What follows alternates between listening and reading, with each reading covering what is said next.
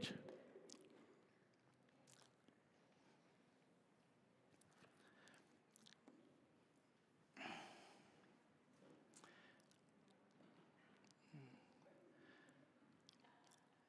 You'll also know that Lance Brosovich, who is now living in Tennessee, joined our team this week. I think Brooke is the only one missing this morning.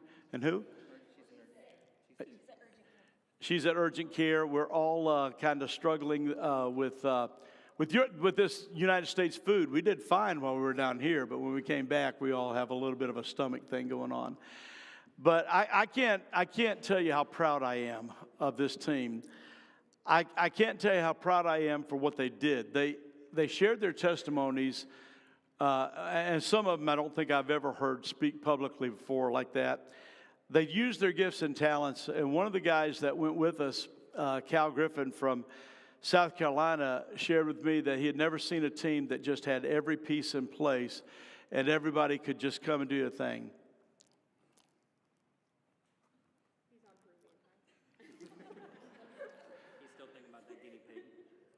Now, where do you suppose I'm going to sit?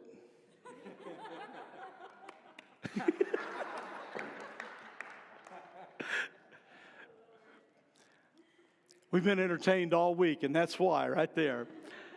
A year ago, in the early spring, I got a phone call from a friend of mine in Walterboro, and he said, "We're going to Peru. Would you like to go?" And I said, "I really don't know. You need to tell me more details about what's going on." He said, "Well, let me tell you what happened.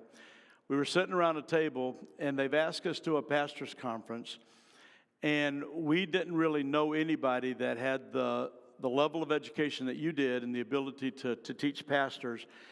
And we just kept coming back to your name, coming back to your name, coming back to your name." And I said, "Well, let me pray about it."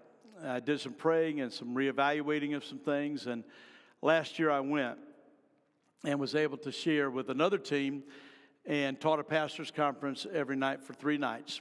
And evidently that went so well that they have started a seminary, and they're now asking that we come regularly, at least once a year, to teach. There may be a picture that you'll see with me and 3 or 4 men sitting in a circle. This was Saturday morning before we ever had anything else going on. Before we started any kind of ministry, they said, "We need to talk to you." And we sat in a circle, and they said, "We're starting a seminary." And I said, "I understand that. That's wonderful. That's great. But we want to know if you'll be our professor." And the idea would be that I would teach either online, do some Zoom classes, or whether I could come at least once a year and do that. The focus of this trip was to teach seminary students and local pastors. They do not have the benefit of education, and even the education that they have benefit to is very limited when it comes to religion, when it comes to Bible teaching and so forth. So it's a very, very open field. And I asked them, "What topic would you like me to discuss?" And they wanted biblical prophecy and how it affects what we're doing today. And that would not have been the topic that I would have picked, but I was really excited to teach that. And on Monday night, Tuesday night, and Wednesday night, I had 51 pastors and seminary students that sat and listened for a couple of hours as I taught. On Tuesday night, we had gone to Santa Rosa, and we're on our way back, and Peruvian time means nothing. It doesn't, does it? It doesn't mean any time at all. We were supposed to start the pastor's conference at 7 o'clock, and at 7:15, we were still driving down the road. And I thought, okay, they're going to leave. They're going to go home. Nobody will be there. But everybody had shown up, and they just waited on us. And I've never moved as fast as we've moved in some of these times. We get up every morning at 9:30. We got back to our hotel every night about 10 o'clock. And, I mean, we were just constantly doing something every place that we went.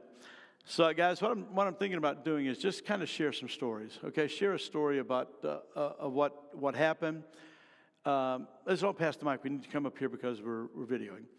We'll be able to see online.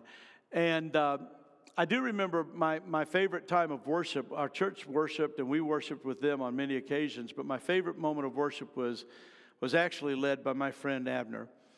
We were at a kindergarten, and we were teaching them songs, and they were teaching them silly songs. And they began to sing the song that ends, "I praise God, I thank God." And he took the time to take them to the English words, I thank God. And I don't know, there may have been 75, 80 kids there that morning. And they were singing it through, and all of a sudden you could hear those kids just echoing out, I thank God.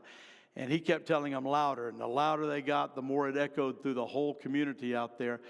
But I stood and watched a bunch of kindergartens lead me in worship when they were shouting out, I thank God. And to be perfectly honest with you, I thank God for the opportunities that we've had. I thank God for the opportunity to share with kindergarten kids. I thank God for the opportunity to share with secondary school kids. I thank God for the places that we went in Santa Rosa that were just unreal. With poverty, you just can't imagine what we were facing sometimes. I thank God for the encouragement that we were able to give to the church, and I thank God that they encouraged us all likewise. There is a project, and I want North River to step up. There's a project that needs to be done down there, and I'll tell you about that project in just a little bit. But I don't think God sends us down there without something to bring back with us, and that's what I brought back. And I think it's a project that we can do, and I'm going to ask you to step in and help us get something done down there. You're up, Alan. Tried to take my chair. I call you first. There's a reason why for years I've always, sat up there and did the sound, and then I was over there doing the visuals, so I would never have to be up here. I'm not a teacher. I don't know how to communicate, create conversation, and teach a lesson through that communication. I'm not a singer. If you've heard me sing, I sound a lot like Steve. I'm not a sports coordinator or a coach. I watch football for the fun of it, but if you ask me the rules of the game, I couldn't tell you. And I don't know how to speak Spanish, so my ability to communicate with the kids vocally is non-existent. But I do have a body. I can be there. I can make use of myself, and I can help out where necessary. So what I can do is I can, rather than speak or lead different things, I can demonstrate. And I think one of the things that God calls us to do is to not only spread or share the word, but to demonstrate that word. There's a number of different things that I've done, but throughout the week. But oftentimes I was not front and center. I was kind of far removed. I was out in the corner, usually with a boy or a girl or something like that. One thing that really stood out to me, getting back to football, is that there was a boy that I really loved, Macy. He would always come up and hug her. Huh? Yes. He was really open to new things, and he saw that pigskin, and he wanted to know how it worked, what you did with it. And I had the opportunity to get down there with him and show him the right, proper way to hold the football, how to arc back and when to release the football.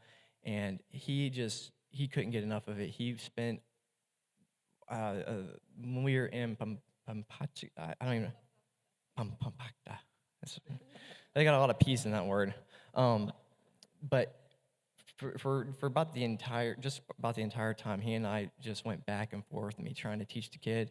I think I failed him because the entire time he kept taking that football and never quite releasing it quite right. I'd tell him to take that ball and arc back and throw it like this and release when your arm gets about the halfway point. But at every single time, he would take that football, arc back, and then release like this.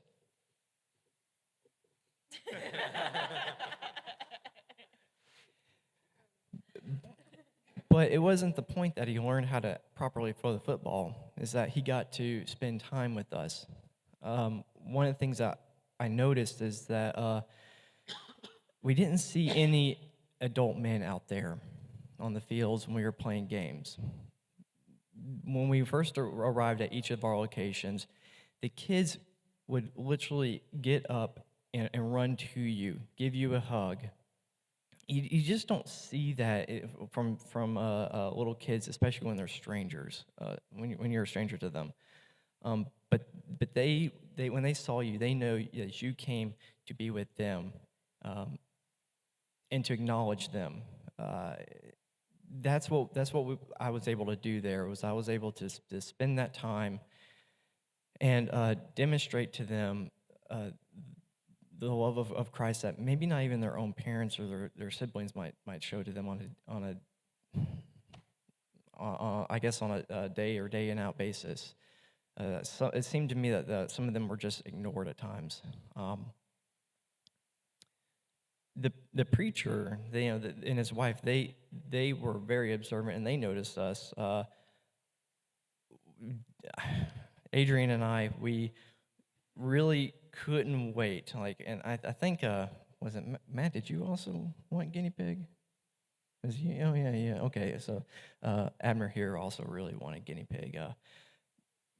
We didn't know if we were going to have an opportunity because of our busy schedule, but the preacher and his wife, or the pastor and his wife, they took note, and they went out of their way and got it for us.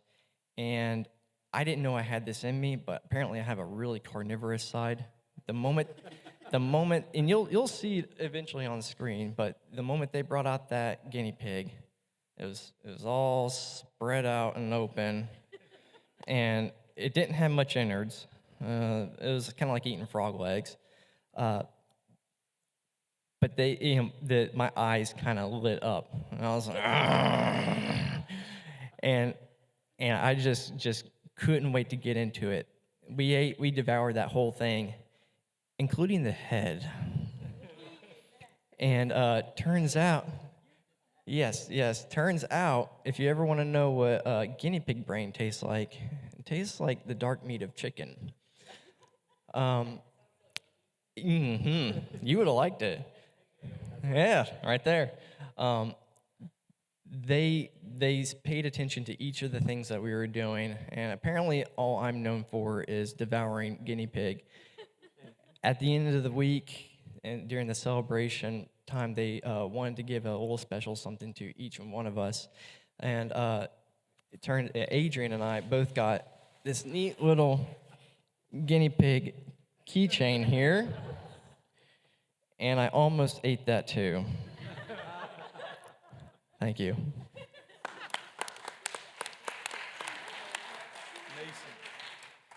Go ahead, Mason. Yes.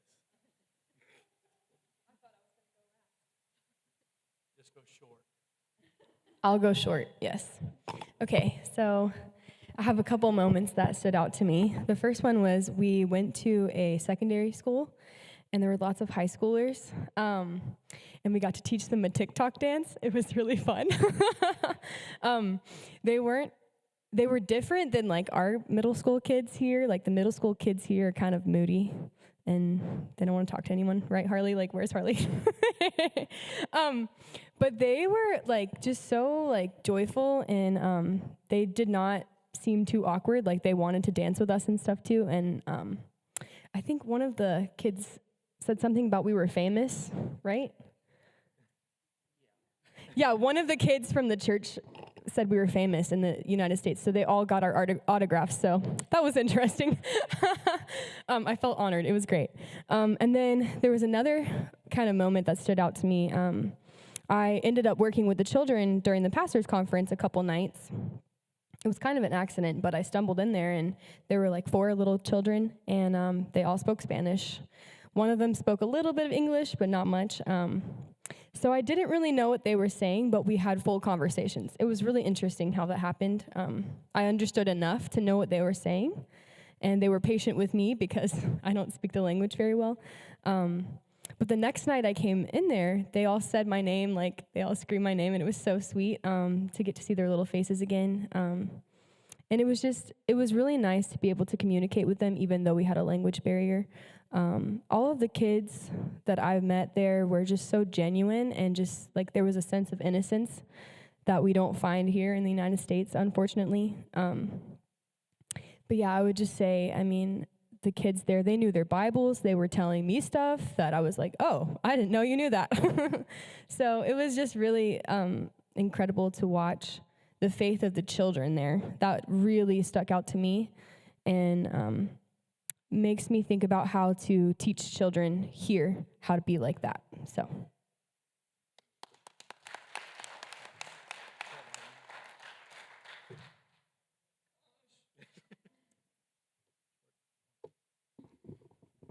He wants me to go short and to the point. He's whispering behind my back. I'm not a speaker. Like, I am a teacher, but only with content. These friends right here know how to speak, so I do have to write the things that I learn. I learned a lot. I will say the most refreshing experience that I've ever had. I felt a reset, not only spiritually, but emotionally and personal.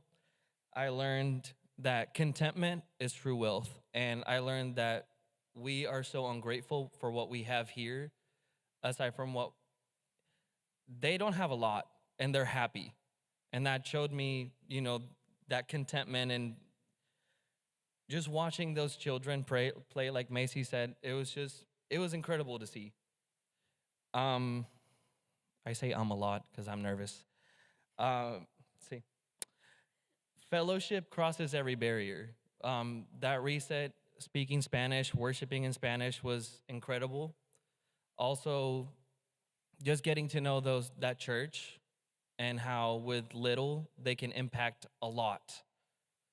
Like Steve said, they go from morning to almost midnight every day just to serve. That willingness to serve was really impactful for me. And then we went to a place, but I don't know Spanish too well. What was the name? Santa what? I can't say it like Steve. Santa Rosa. That was really impactful too. I don't know Spanish too well, but thank you.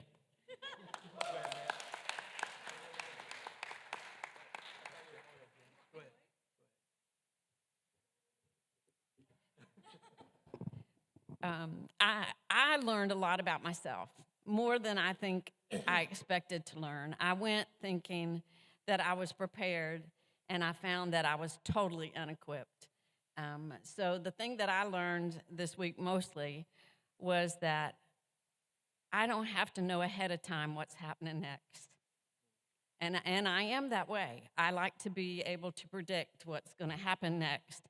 And it was totally out of my comfort zone because I had no idea what was coming next. But what I found was that in my not knowing, I had more of an opportunity to get to know who God could be in my life. That I didn't have to have the grip on things all the time, but that God would walk with me through it. Because I like to organize and I like to know what comes next. But what I realized was that God's got that. And all I have to do is, as Beverly and I say, is let the words of our mouths and the meditation of my heart be acceptable in my sight. Oh God, my strength and my Redeemer. Because He's going to do what He's going to do. And it was just a wonderful opportunity to be used by Him that in a situation that I was not adequate for.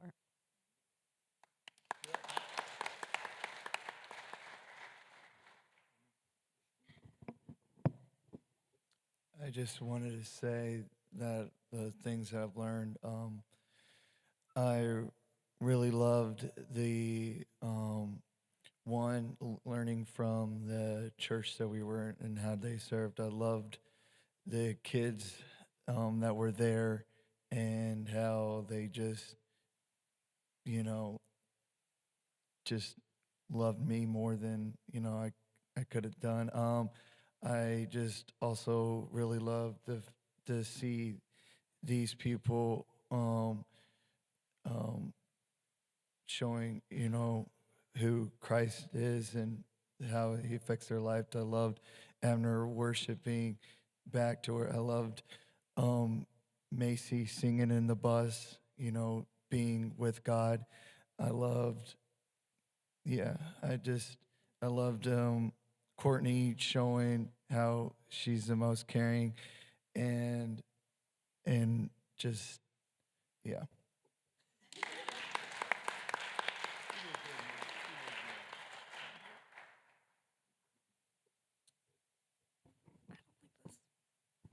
So this week with it, I agree with like everyone saying with like the children and seeing like even though like they don't have as much as like we do, they are content and like just so joyful and appreciative. Like especially when we were in like Santa Rosa and like the big field, like I just took a few times like to stop and look around to see like how all of the kids are interacting. Like even though like there is a language barrier, like they didn't really care about it. Like they just wanted people to be there and play with them and be genuine with them. I spent like one of the days just coloring with some of the little girls, and like that's all they wanted to do, and they'd like laugh at it because they'd have me pick out their colors, but I don't really know that much Spanish. And I was trying to like read on like the Crayola, they have the Spanish words on it, but like they kept taking it away from me and like saying like, no, just say the color. And like the interaction with that on like, even though like I couldn't really communicate with them, like they still found like the joy and like wanting to interact, even though like they knew like we couldn't speak their language a lot.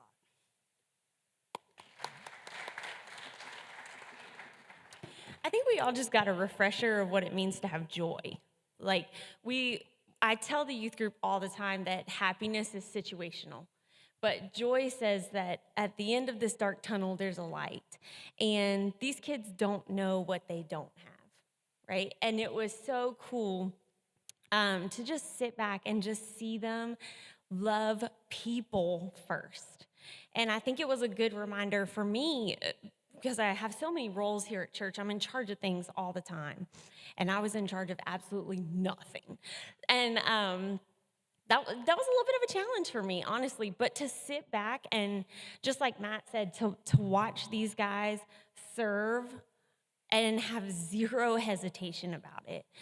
The joy that they were able to share with the children was just kind of like, oh, this is what God has let me be a part of. You know, for many years, a lot of them were in my youth group where I've taught them for the 20-somethings, and to sit back and see what God has taught them and to know that I got to be a small part of that and see it come to fruition was just, it was y'all would have been really, really proud of them. When I look at them, I see Jesus all the time. But the joy that those babies had on their faces, they were Jesus to them too this week.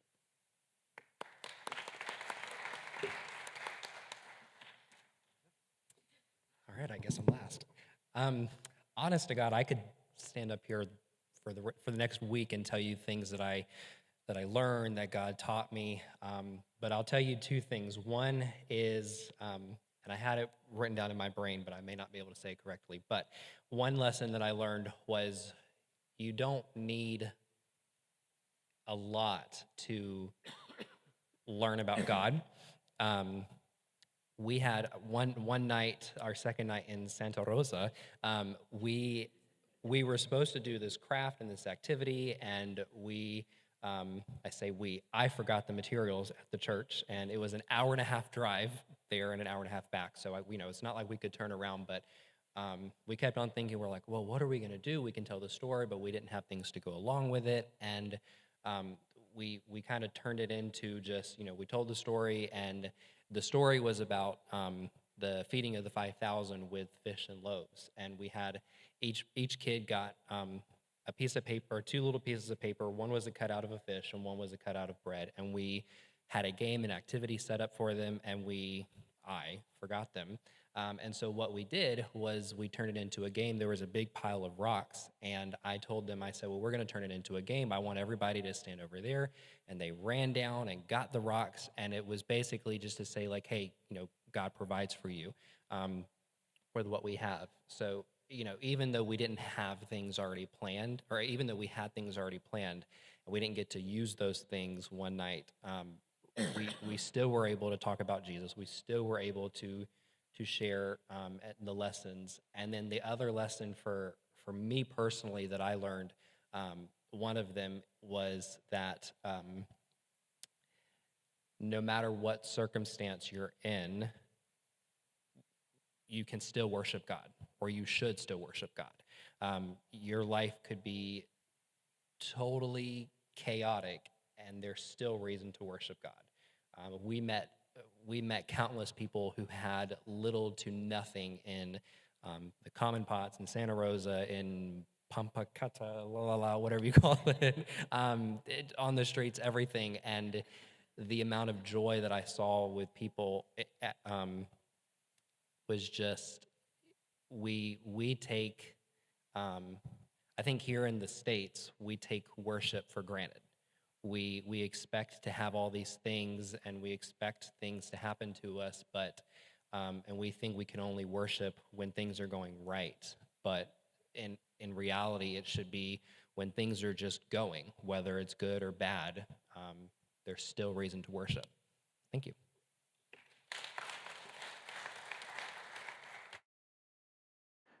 Adrian was the only person that I knew that could take the story of the 5 loaves and 2 fishes and turning it into rocks being turned to bread, but he did it. We had a great time. I want to tell you about probably one of the most impacting moments for me. And when I go, we try to break down barriers for the pastor. So when we go into the school, we go in kind of as a cultural exchange. These are people from the United States, and they let us come in to talk with the children. They practice their English and so forth. The pastor has a great strategy. He's working all levels of schools. He's working the secondary schools. He's working in the elementary schools. He's working in the preschools, kindergarten. And he introduced us to a lady who has a daycare. The daycare is right across the street from the kindergarten school. He told me he just wanted me to see it. And the reason that he wanted me to see it is I think God was telling me we can do this. This is a daycare. It has babies. It has small children. These are children not old enough to go to preschool, but they're daycare. And Jan, being a daycare director, we both went in there and kind of just looked around and said, oh my gosh, this is unreal. The roof is caving in on that building. It's a tin roof. It has a couple 1x1 slats that hold it in place, and it's literally caving in. And one day, that's going to collapse. One part of it was being held up by Legos. The toy Legos was holding up part of the roof. And they didn't show us that in order to ask us to do something. It was just one of those things where I walked away saying, we've got to do something. Lance and I looked at it and realized that we could support that roof a little bit better, very inexpensively. And we could build a better framing to hold the tin roof that's on there. The tin roof right now is going to fall, and it's going to cut some child someday if we don't do something. I need to tell you how this works. We went into the elementary school, the kindergarten school, and they had a little fence. It was just a wooden fence that was separating the playground from the area that they play soccer in. And it was wobbling. It was just really wobbling all over the place. And I told the pastor, I said, we can fix this while we're here. He said, we don't have money for that. And I said, we'll take care of it. And I bought a circular saw. I bought a drill. I bought a hammer. I bought bolts and screws, a gallon of paint. Can't think of what else we bought. 2x4s and a sheet of plywood. And what? Cement. And the cement. It cost us $275, which was not anything significant for any of us. But when we paid in soles, it was 1,000 soles. And we realized that the monthly income for most of the people in that particular area was 1,000 soles. So that was a month's salary for somebody that we bought those things for, and we're able to firm up this fence. We put a couple 2x4s in the ground, poured some cement around it, put some bolts on it, took a slide that had a hole in it, put some plywood on it, fixed up a place where the children were climbing underneath the building and they wanted it blocked off, and we did all of that. For $275, that was one of the best investments that we made while we were there. I would like for North River Baptist Church to prayerfully consider taking on a project. I'd like to put a roof on that daycare. They don't know that we're doing this. We've not made any promises to them. But if you, in response, tell me we're going to do it and you want to be a part of it, we can go ahead and on our next trip or maybe make another trip and put that roof on. It wouldn't take us long to do it. It wouldn't take us an awful lot of money, folks. But the thought of that roof caving in on those children bothers me. It keeps me up at night. Jan and I both were in tears as we left, thinking they have 35 children in that building. 35 children. They have 17 in the morning. They have 18 in the afternoon.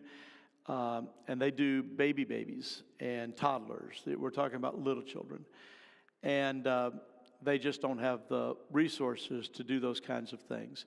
So you tell me, if you think that that's something that we need to do, would like to do, and you'd like to be a part of that, just talk to me after church and say, hey, I think we should do it, or maybe we shouldn't do it. If North River doesn't do it, I'm going to do it. But I want you to be a part of this ministry too. I had the privilege of going. These had the privilege of going. They had the privilege of paying for their trip and to serve and all of that.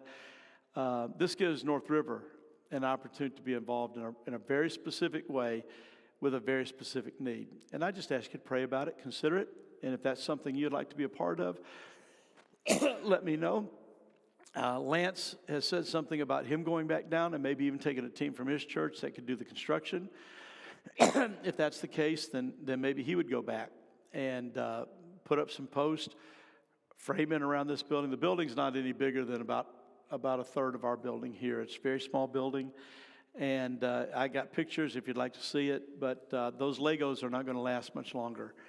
And that roof is going to collapse. So, yeah, you can be a part of something if you'd like to, and you can be a part of our ministry there. I want these folks to share. I wanted them to be able to share their heart with you. I watched Matt give his testimony down there, and amazingly so. I listened to Brooke as she shared her testimony and was just totally shocked. I listened to Macy's testimony. I've heard Jan's testimony all of my life, so I wasn't impressed too much with it. But and I've heard Courtney all of my life, wasn't too impressed with that. But I watched them share their stories, and those kind of stories is what impacted these people. The ladies that Jan and I had an opportunity to spend a lot of time with were totally amazed that we had been married 48 years. That was just amazing that we could stay married for 48 years. And we got to talk about how Christ makes that happen and how our love for one another is the Christ that loves us and gives us the opportunity. Thank you for letting us go. Thank you for your support. Thank you for your prayers while we were there. And just wanted to let you know that your team, your North River team, was the best team that they've had in a long time as far as being equipped. We had musicians, we had teachers, we had sports, we had seminary professor, and then we had Alan. And let me explain what Alan did. How many bags of onions did you move? None. I helped offload them. You helped offload them. I think we bought 40 bags of onions and had to carry them. But Alan did a great job this week too, and his testimony impacted folks. I just think you should be proud of the folks sitting in front of you today, and that they represented us well. And they ask us to come back. They don't ask all teams to come back, but they really wanted us to come back because of the impact of ministry that we had this week. Let's join our hearts together as we worship one more time. Will you sing with us as we close?